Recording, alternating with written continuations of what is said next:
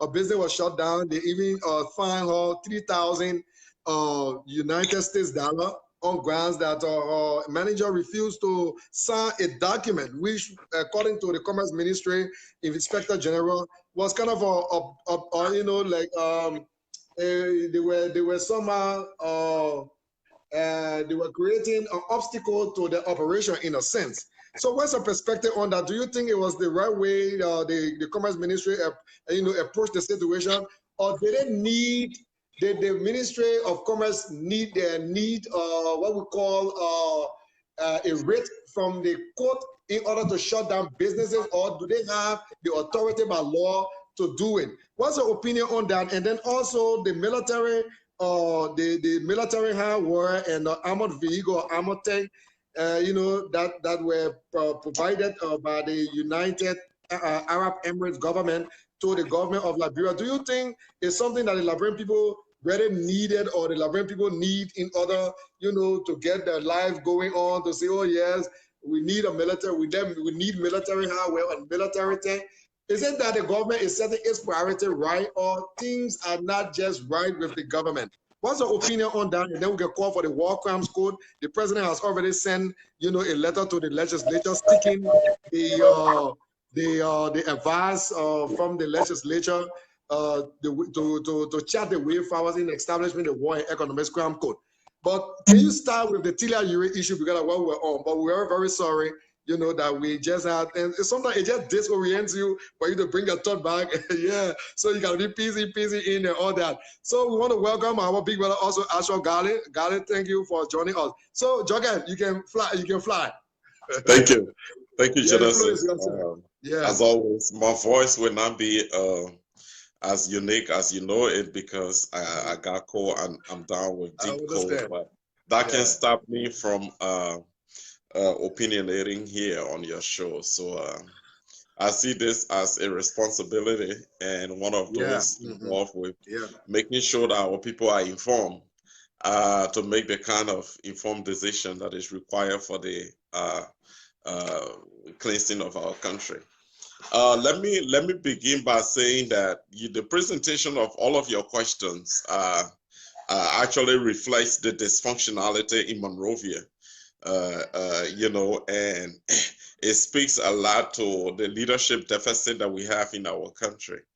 And let me just say that there are too many questions that the action of the Ministry of Commerce through its inspector, poses to the government. Interestingly, one would like to know what, in fact, was the inspector doing on the premises of the business, if they had already levied fines, on Talia's business. What was she doing there already? Because she needed not to even be there granting interview, because what she needed to be doing was sitting at her office and reviewing a list of businesses that are not in compliance with the quote-unquote policy that she talked about. And the reason why I say, what was she doing there?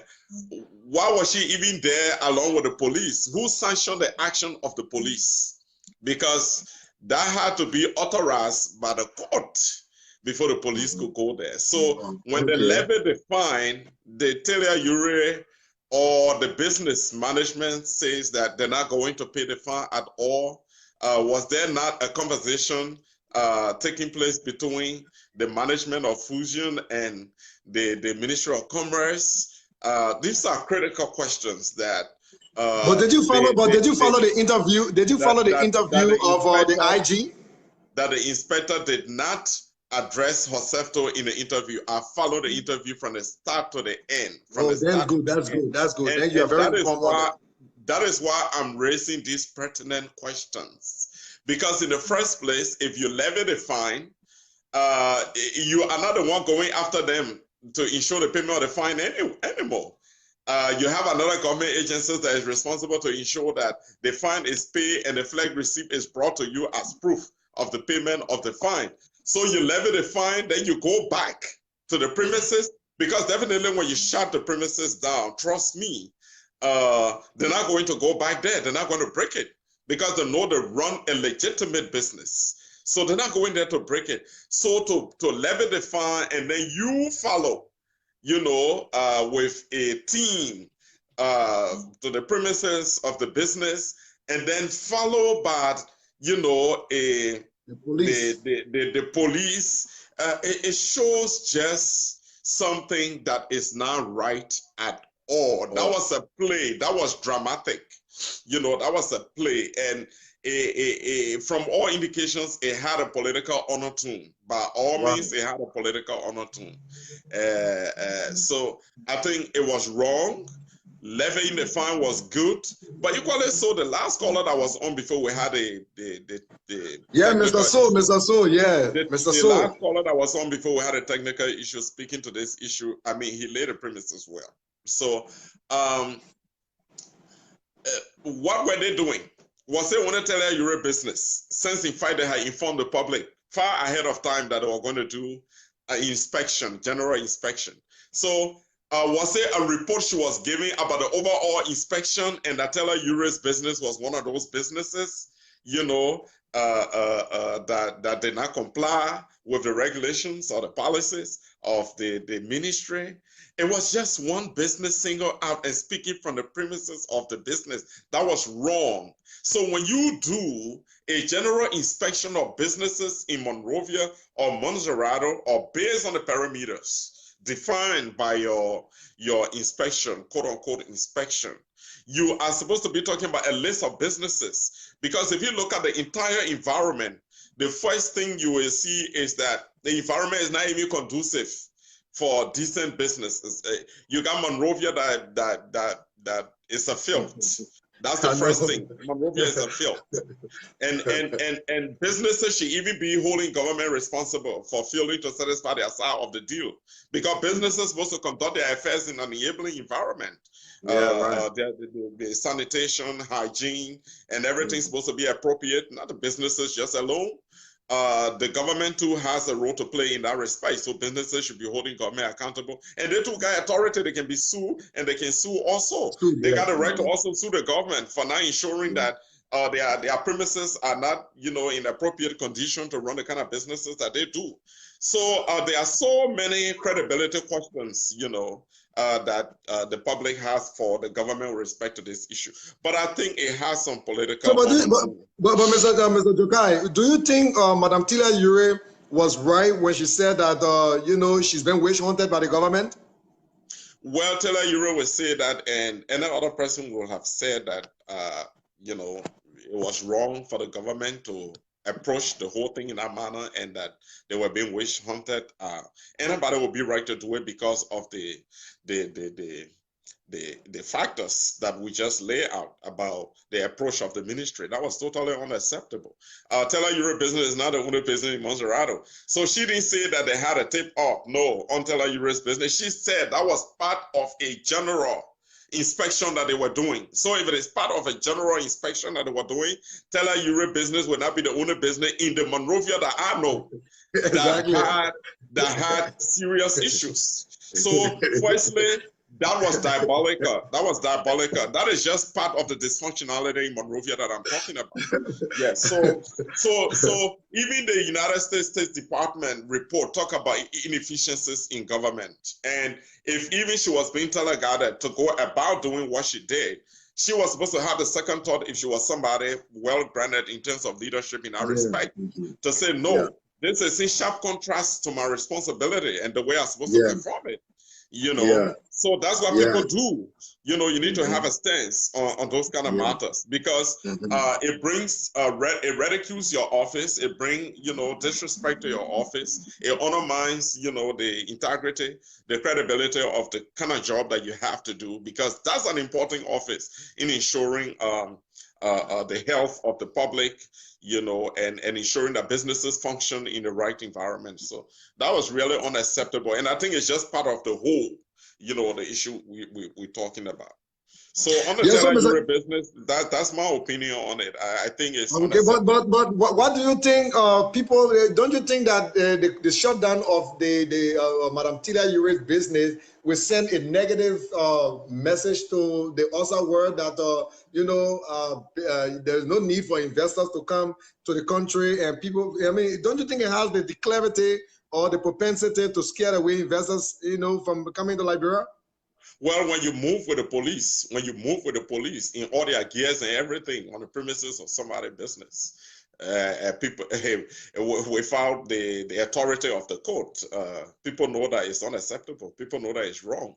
Definitely, people will have no security to establish businesses or to invest. People will always want to be on a wait and see, approach to the whole investment thing. So the climate is the government continues to shoot itself in the leg. The climate is inappropriate, but I've said this is a part of the whole. This is a part of the dysfunctionality in Monrovia. This is part of the leadership deficit. So you can deal with this in isolation of what's going on in Monrovia on the overall. You can do that. I agree.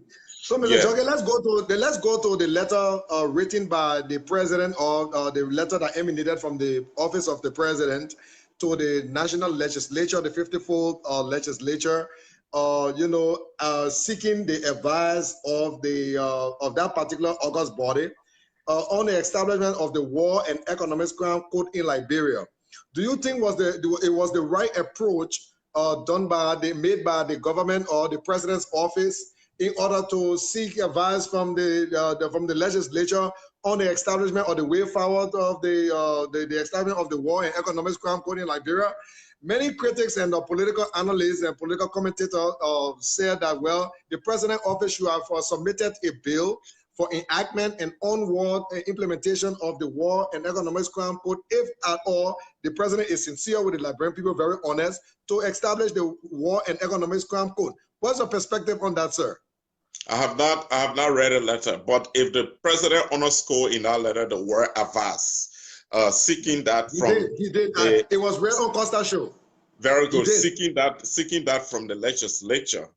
Then again, it's just part of the leadership deficit we're talking about, because the legislature responsibility is not to avast the president. The responsibility of the legislature is to act.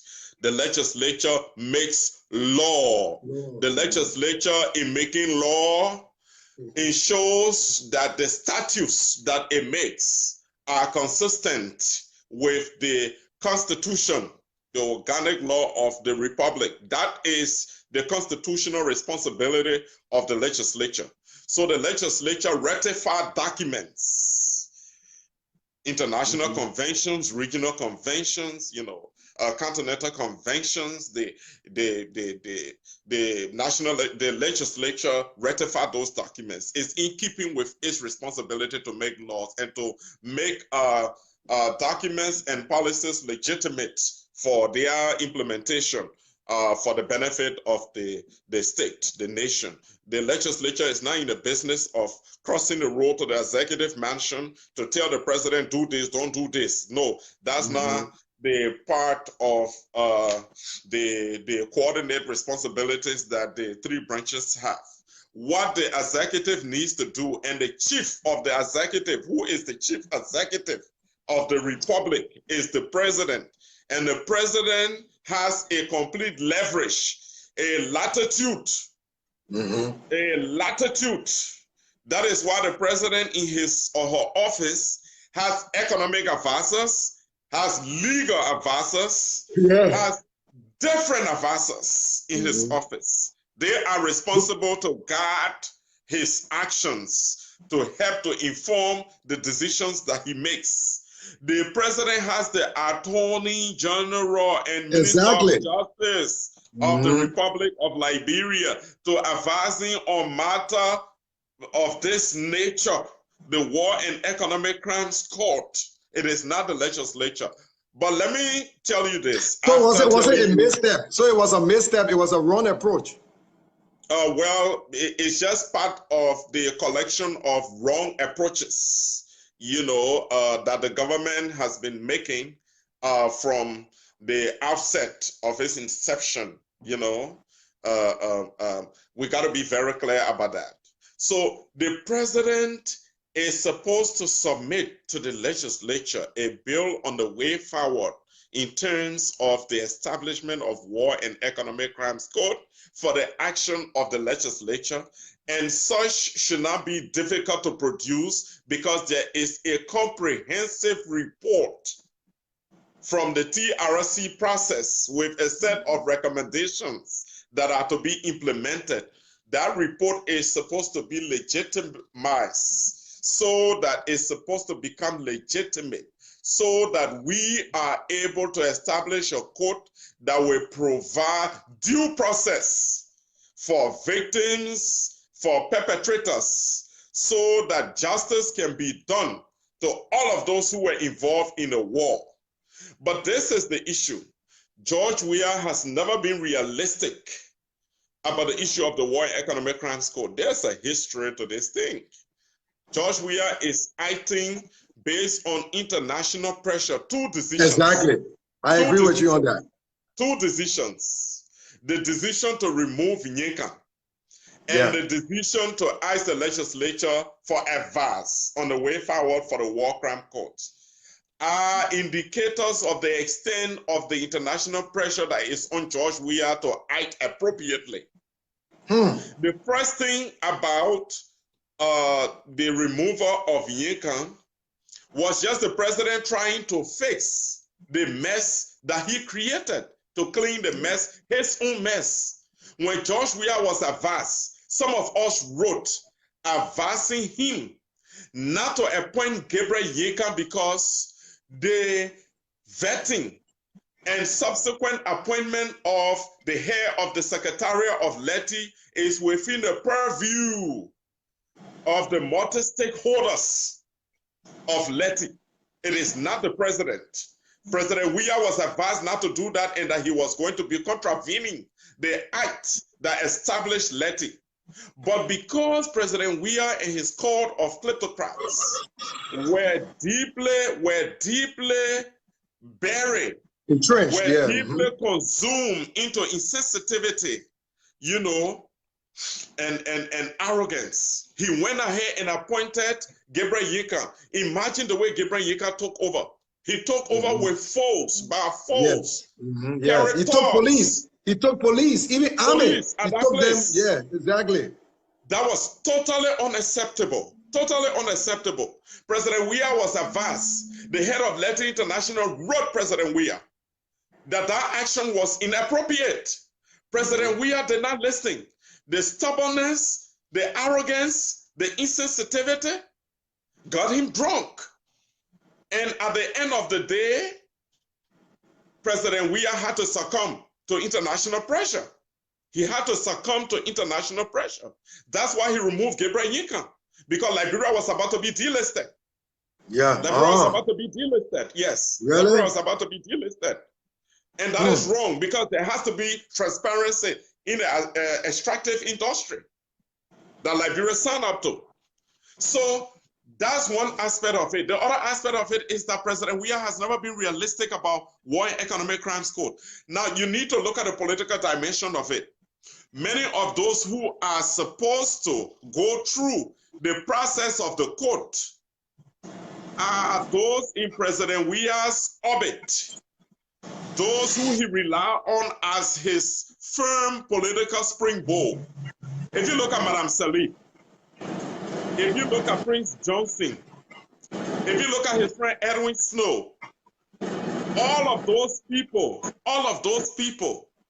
are people who are listed in the TRC report. Some for economic crimes, accused for committing economic crimes, some accused for committing war crimes. And there are recommendations that they should face the law. And these are people who President Weah rely on. They are people who George Weah rely on. They are people who help him politically to ascend to the presidency.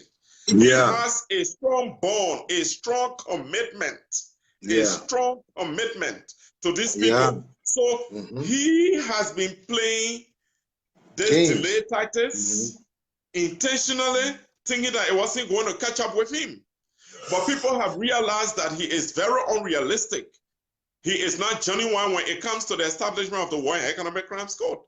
And the campaign for the establishment of the code in Liberia has intensified in several ways and are all fronts. So President Weah has no option, and he knows that reviving the economy now, he's getting to realize that reviving the economy now to get any substantial support from the international community is anchored on the level of his commitment to the establishment of the War and Economic Crimes Code.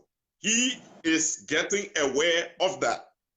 And he has to ensure that that happens. That is why he is trying to take a step, but even as it is, he is not still realistic. I agree. That's what I'm about to say. He is not still realistic. So he wants to drag it on so that it doesn't catch up with him, but it is not possible that it's not going to catch up with him. He's going to be compelled to make the decision because the economy has crashed. And if the economy remains in this state, it's going to catch up with Josh Weah because the Liberian people cannot suffer for long. There are people who will turn to you. Yeah. They will turn to you. Yeah. Yes. So are you saying that the resilience of the Liberian people is diminishing? No, it is not diminishing. It is not diminishing. It is not diminishing. The resilience of the Liberian people is not diminishing. Trust me, it's not diminishing.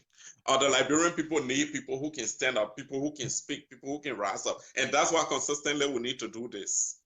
Exactly. Don't forget, you have a celebrity. Don't forget you have a celebrity in power. Don't forget about that. Yeah. So Joekai, the thing is that about talking about the the economy. The economy has crashed. I agree with you. You're strong, economists. You know exactly about the rudiment of the economy. Look at the government has already disclosed to the Liberian people that is printing 34 or 35 billion Liberian dollar for infusion. I really want to get everything straight. It said the money here that the Minister of Information talked about that they're going to infuse in the economy. It said new notes that are replacing the old note where all they are just printing additional bank notes in order to just infuse in the economy to stabilize the economy. Do you think it's going to even address the economic malaise that we face in the country now? What's your perspective on that? The poor communication machinery and poor communication system of the government is one of the factors responsible for the dysfunctionality in Monrovia. The government does not have an effective communication mechanism that is keeping the citizens informed. And informed citizens will act appropriately. They will not be reactionary. The government continues to produce reactionary citizenry. That's what it is doing. The Ministry of Information does not communicate effectively. The issue of the armor vehicles donated to the government, nobody knows how that arrangement was made. You on this show, who does research, you are not aware of how such consummation was done. And so people just saw them, and surrogates of the government just came out in their arrogance faction and start, and they said that the government cannot do anything, and they said nothing was going to come out of UAE. Is that how you communicate policy matters to your people? As though you got a group of people as your target to eliminate?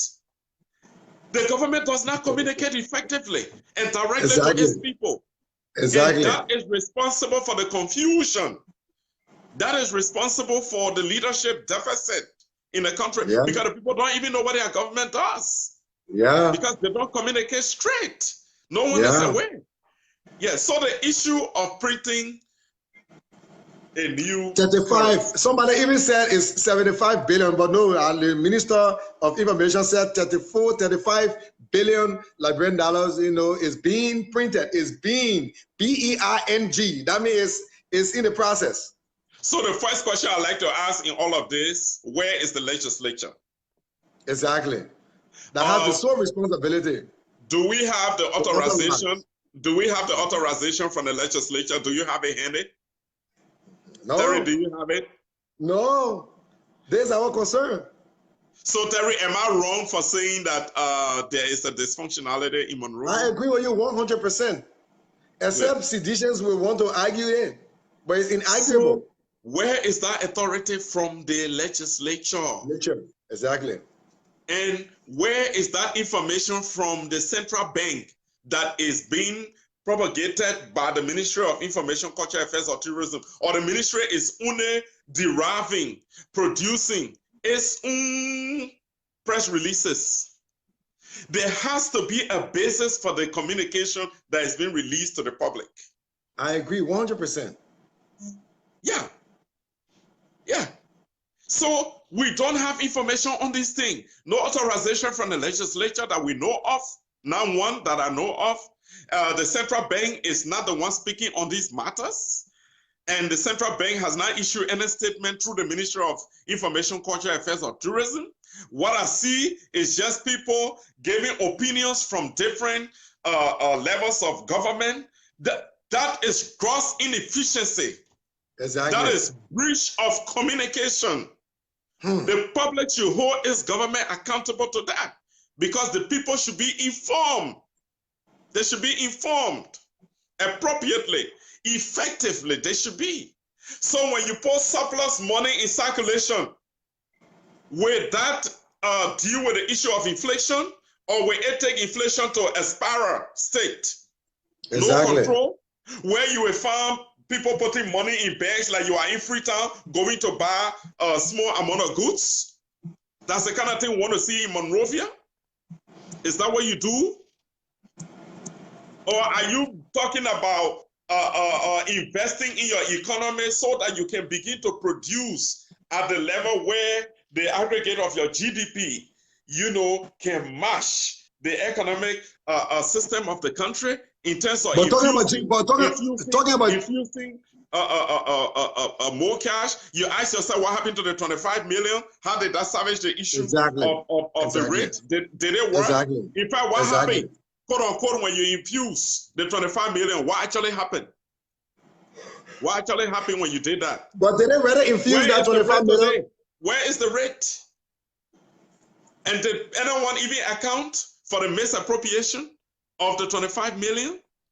The 16 billion in question that we talk about, all of the different recommendations that we're giving in terms of what's supposed to be done to deal with the issues that led to people practically dividing money, distributing money. That's what happened.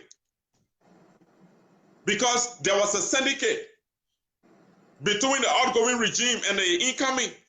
Yeah. And they're the one work on distributing the 16 billion. They did that. A complete connivance, yeah. Yes. So we don't have an account. All the recommendations that were made by the different committees that work on that conducted the investigation. All the recommendations. Do you think the national legislature can put a stop to the printing of the money, since in fact it did not pass, it did not get the blessing from that August body, especially the Senate? Which one of the printing of the 35 billion Liberian dollars? Which one of the legislature? We're talking about the Senate. How was the Iboma and the Eton ratified? In how many days? It was like 4G. George Weah was in the country when it was being ratified? No. It was being ratified through phone call. Exactly. One phone call from the president. Wow. That's the legislature you have. So do you really have a legislature? Do you think Senator Dallas should start to speak against these things? I challenge them, if they are really men and women who really have consciences and know that the Liberian people charge them with the responsibility of restoring sanity to our nation. They are now supposed to take on this discussion. They are supposed to take on this discussion.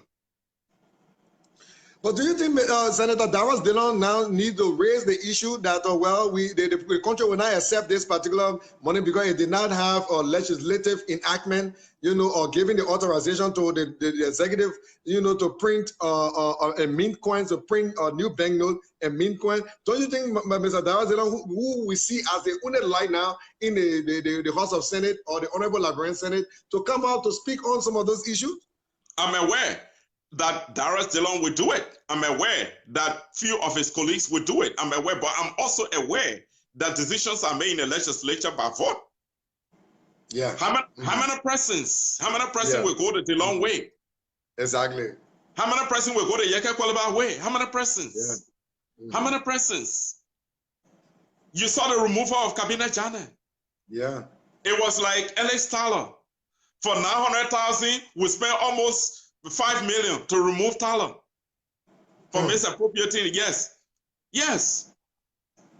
So you saw Cabinet Janet, the removal of Cabinet Janet. You know how much taxpayers' money was spent to remove Cabinet Janet because you had to satisfy the political agenda of the man who is king of the country right now. Exactly. Yeah. They even used the road fund. The road fund account, they took money from there, more than 13 million. They said 5 million United States dollars in order to sponsor the removal of Mr. Cabinet Janet. Of Justice Janet. Can you imagine? My dear brother, there is a complete dysfunctionality in Monrovia. And what I can say is that, Terry, I will tell you this on your show today. I see a new political life in Liberia. I see a new political life in Liberia. I'm not doubtful. I'm very optimistic. You know what's going to happen? You know what's going to happen? We may not have the old political culture. I foresee a paradigm shift, a serious paradigm shift in our body politic. I see. And you know what I see? No. I see Joekai. I see Genesis. I see Anthony Sie. I see Henry Costa. I see Darius Dillon. I see Chief Colley.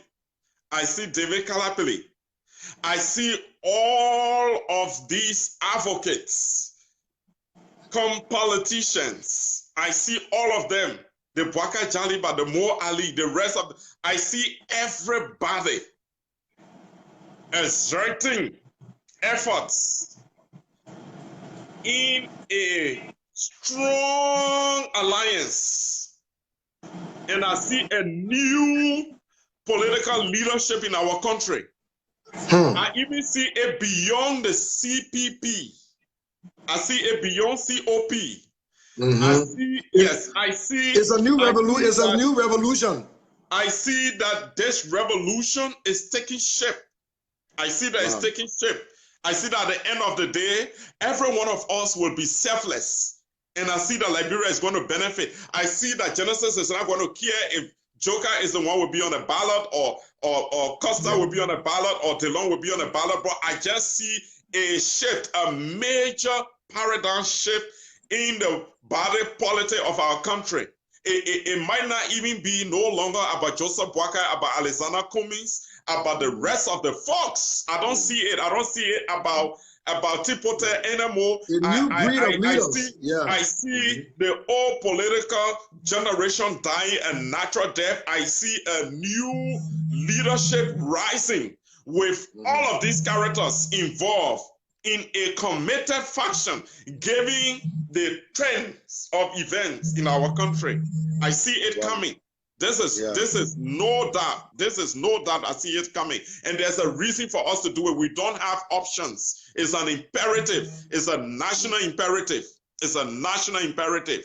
We are all going to be called to duty, and we will have to respond positively.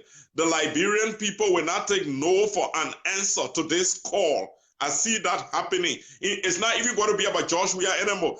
In fact, I've always said that the CDC is a misguided movement. I've said that. It's a misguided movement without structure and systems. So as soon George Weah is paralyzed, CDC is paralyzed. In fact, the LPP is not going to stay in that arrangement. The LPP is not going to stay in that arrangement. The MPP has already started to complain. It's not going to work. It's not going to work. I see all of the women I see the Hawa Mesga, I see the Yasindi, I see everybody, the women strong in advocacy. I see all of them rising and forming part of this new arrangement that is going to bring political cleansing to our nation. I see sanity being restored to Liberia, and I see that very day we always sit in the room around the table and close our eyes and get two persons to be on our ballot that the Liberian people will go for in 2023. I see it. I agree. And I'm not even seeing people who are in the limelight right now on our ballot. I'm not seeing them on our ballot. I'm not because this is a national imperative. This is a call that we cannot say no to.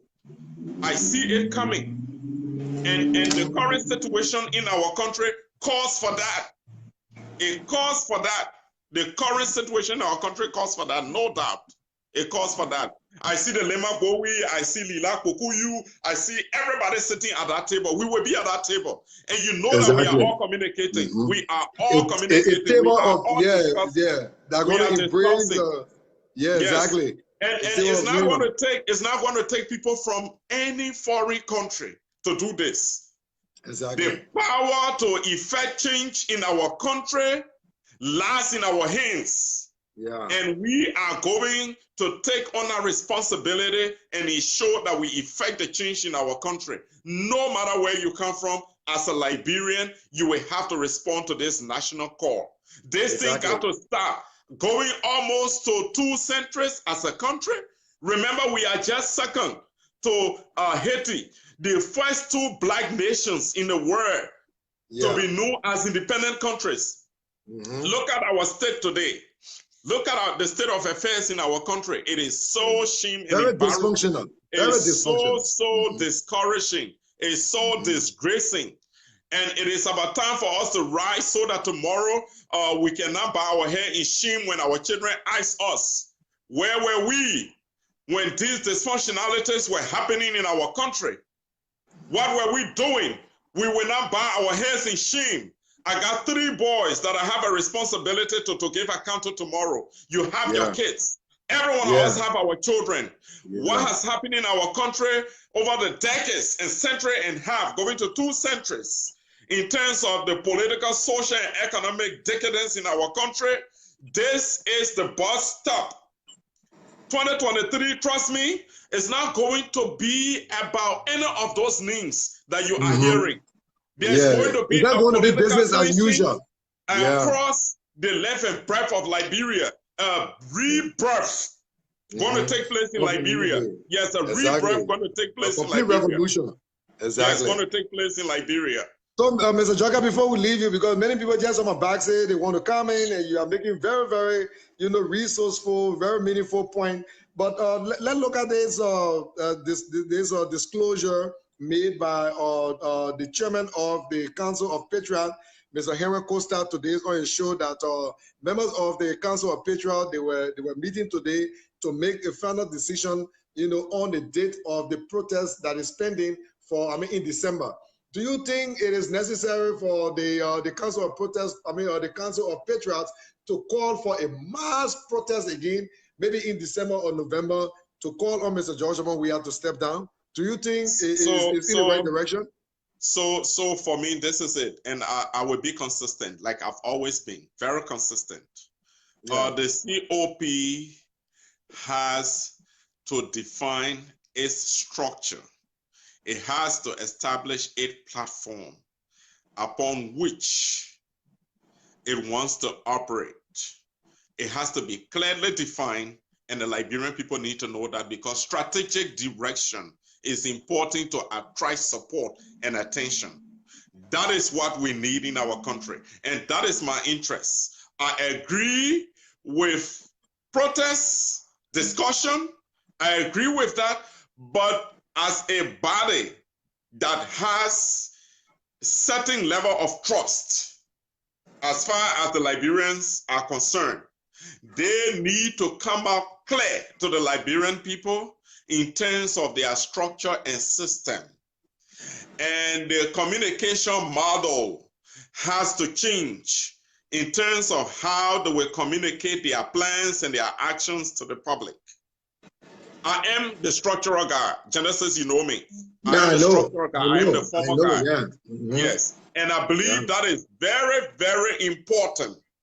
Exactly. For the power march of our country. I respect the COP, 100%. but when they are talking protests, at the same time, I am saying it should reinvigorate itself by giving a clearly defined strategic direction. Yes, exactly. Direction. The COP, the CPP, GIMF, the grassroots alternative movement for economic freedom.